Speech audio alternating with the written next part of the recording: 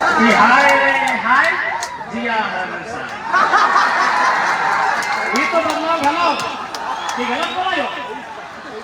वो कहा ना दिल्ली में करने पड़ ले हम तो ना जाने सुन ले बताओ सिया विधायक मैडम के गाना गवा के लिए कि हाय रे हाय जिया बड़ी सुनाई कहीं हिंदी में खोटा में भाषण में डालो ना 4.5 साल बाद ऐसा बोल रही वैसे नहीं बोलिया बोल हाँ ये चीज तो भाई कि 2024 के जब विधानसभा के बड़का गांव के चुनाव होते हैं ना वहाँ पैसा के थोड़ा सा खर्चा पानी कम होता है विधायक जी को सीज कर ले पैसा ना थोड़ा सा मैंने खर्चा पानी बना खर्चा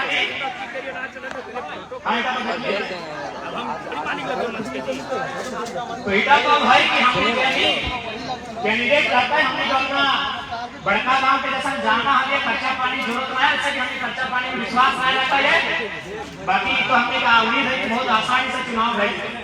और बाकी हम विधायक जी के संदेश लगाए कि जितना मधुर और जितना मिठास है कि गीत गाओ विधायक जी हालांकि मोबाइल सुनते करते कहाँ निकलते विधायक जी जितना मधुर जितना मिठास हो तो गीत गाओ है उतना मधुर है कि यहाँ के जनता के काम कर 2024 बहुत सामने है बहुत सामने है इसलिए तो हम इस बात पे जाने कि विधायक के सांसद के बहुत पावर है अभी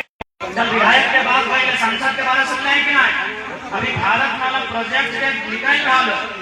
वो कहाँ से निकला मालूम होना प्रोजेक्ट एंजल पब्लिक स्कूल और दिल्ली पब्लिक स्कूल के सामने से निकला है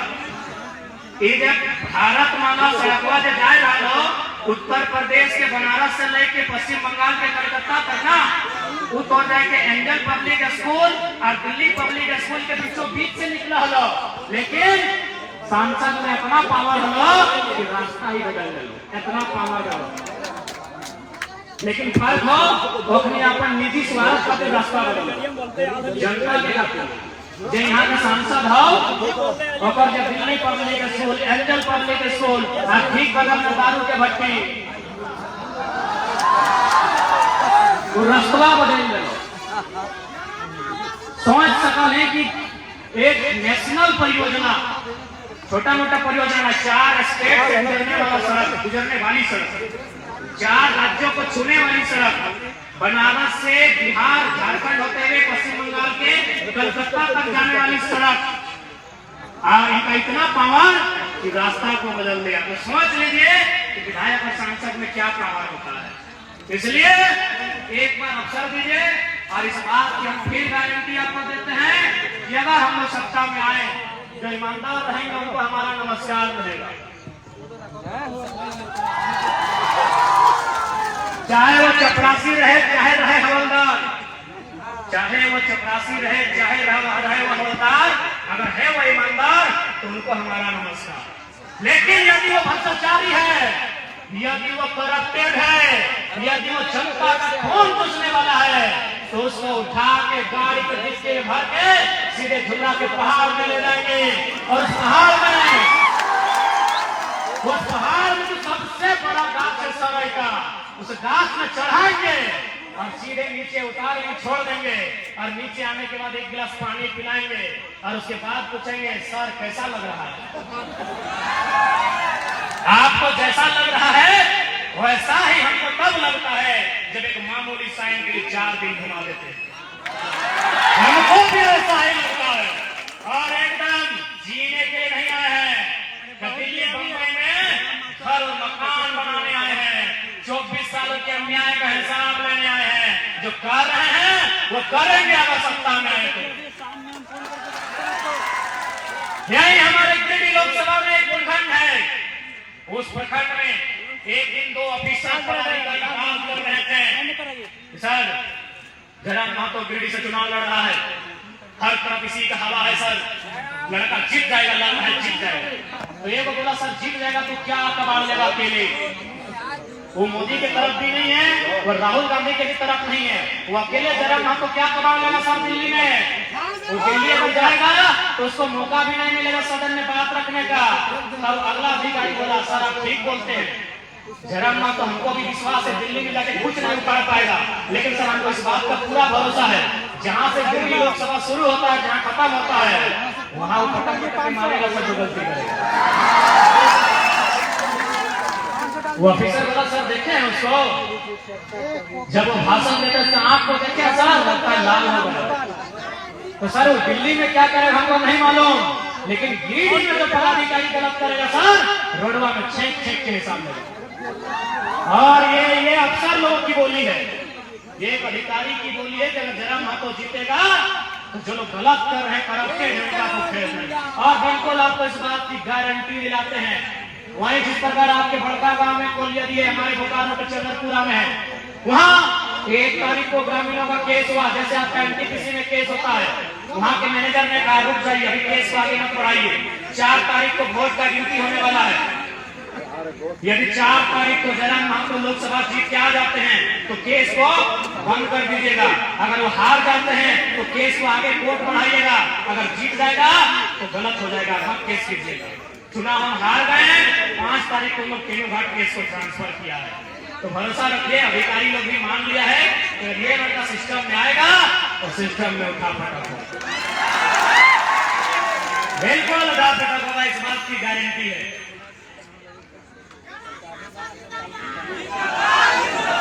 इसलिए आज और साथ ही साथ टोनी के बोले चाहो आज एक बात बता, मियां भी आजकल के नेता देखिए अगर कोई प्रेस विज्ञप्ति है जगह मुकलाई की नए जयराम महतो और जेएमएम का प्रभाव पूर्वी गांव तक है, वह युवाओं को भड़काता है। अच्छा हमको एक बात बताइए, क्या विस्थापन की समस्या केवल कुर्मी लोगों की है? क्या पलायन की समस्या कुर्मी लोगों की है? क्या बेरोजगारी की समस्या कुर्मी लोगों की है? क्या इस भीड़ में केवल कुर्मी समाज के लोग हैं? तो सावधान रहिएगा ऐसे लोगों से, क्योंकि उनका दल 2019 तक सरकार में रहा, उन्होंने क्या किया उसका हिसाब मांगेगा, क्योंकि उनके एक नेता भाषण दे रहे थे कि उसका प्रभाव कुर्मी समाज के गांवों तक है। वो बच्चों को ऐसे करता है, खुद सुने फॉर्म लड़का से फॉर्म मिला है एनटीपीसी में नौकरी दिलाने के नाम पे, और जाके बाथरूम में फेंकने का काम किया। इसलिए हमसे पूछेगा कि 19 साल से आप सरकार में चिपक कर रहे हैं, दुबक कर रहे हैं, आप अपना हिसाब दीजिए। इसलिए आप हम लोग जिस मुद्दे को लेकर आए हैं, किसी समाज, किसी जाति, किसी धर्म का मुद्दा नहीं है, झारखंड के 3.25 करोड़ लोगों का मुद्दा है।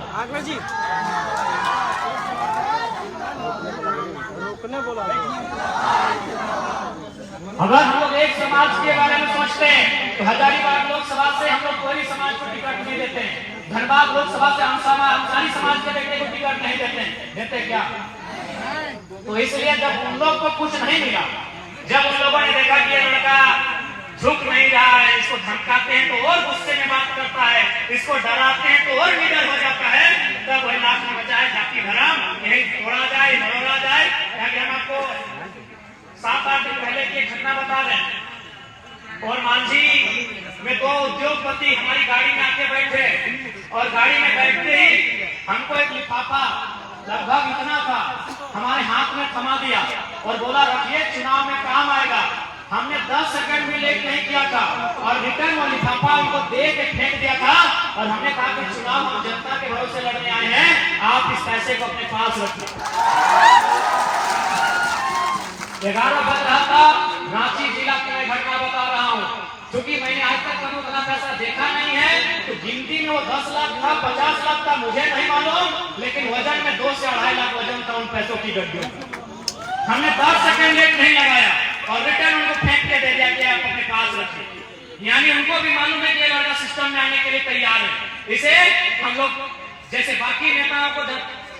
कमीशन बांध देते हैं, जैसे आप सुनते होंगे विधायक सांसदों का कमीशन होता है फैक्ट्रियों में, कल कारखाना में, मंत्रियों का, उन्होंने भी सोचा कि इस लड़के को हम लोग बांध देते हैं, लेकिन भैया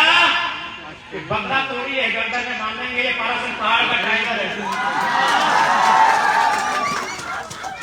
तब लास्ट उन्होंने हमें कहा, लास्ट उन्होंने हमारे दोस्त को इसी गाड़ी में विराट पूछ लीजिएगा, उसको फोन किया, और डराने का काम किया कि देख देख के तुम्हारा टाइगर कैसे चुनाव लड़ता है। हमने उनको तब भी कहा कि हमने अपनी माँ को कह दिया है घर से कि मेरा गर्दन कभी भी शरीर से अलग हो सकता है, लेकिन हाँ इस बार अगर अलग हुआ तो फिर कहाँ भूगोल बदलेगा, कहाँ इतिहास बदलेगा, उसकी कोई गारंटी नहीं। कहाँ क्या बदलेगा। और आज आपको फिर कहेंगे ये जमीन आपकी है, ये राज्य आपका है, ये गांव आपका है, इसलिए एक बात याद रखिएगा, ये फसल आपकी है,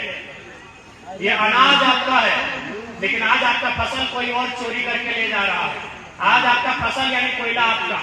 हैदराबाद की कंपनी ठेका लेती है, गुजरात की कंपनी ठेका लेती है, उड़ीसा की, तमिलनाडु की कंपनी ठेका लेती है। इसलिए एक बात कहेंगे, यदि आपको अपना फसल बचाना है, यदि आपको अपना खेत बचाना है, तो वो बेटा को सांड बना के तैयार रखिए।